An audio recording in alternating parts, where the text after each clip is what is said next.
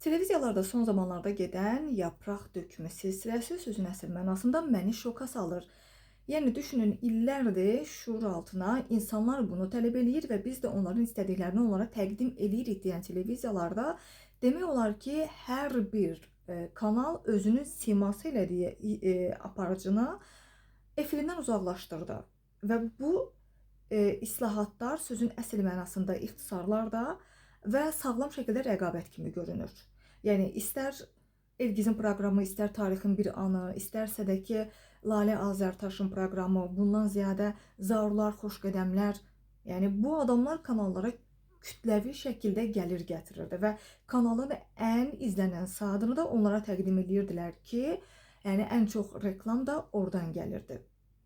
Ancaq bu bir qədər qəribə görsənir. Sözün əsl mənasında həqiqətən də sosial media qınaqları nəticə verdi və bundan sonra ailə məişət zəminində yaşanan o barbar situasiyalar, ailə dəyərlərini öldürən iyrənc görüntülər, çağırışlar, bağırışlar, kobudluqlar, yəni bu efirdə gördüklərimiz sözün əsl mənasında doğrudan azaldımı? Yoxsa bəlli bir müddətli bir fasilə kimi görsənir? Yəni həmin aparıcılar bəlli bir müddətdən sonra həmin məzmunlu proqramlarla yenidən efirlərimizə qayıdacaqmı? Yoxsa onları sözün əsl mənasında xalqın qınadığı və bunun qarşılığında xalqın görmək istədiyi o daha çox öyrədici, tərbiyəvi, yaxud da ki insanın psixologiyasını və sağlam şəkildə elmi rəqabət xarakteri daşıyan məzmunlu proqramlarla geri qayıdacaqlar. Və bu qayıdacaq şəkildə olmuş olsa, bu şəkil qayıdacaq olsa, televiziyalar buradan nə qədər gəlir qazanacaq ki, o köhnə balansı qorumağı bacarsınlar. Bilmirəm gedişat hansı istiqamətdə gələcək, bəlkə də həmin aparıcılar fərqli formatda gələcəklər, bəlkə də gələcəklər. Bəlkə də sözün əsl mənası efir sağlam insanlardan ibarət olacaq.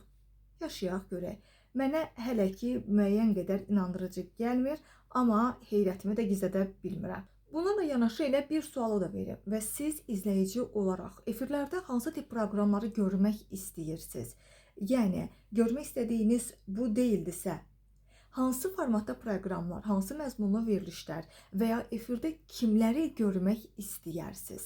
Təbii ki, bu sadalıqlarımız içərisində xəbərlər proqramına çıxırıq, çünki hər bir televiziya maksimum dərəcədə xəbər formatını qorumağı bacarır.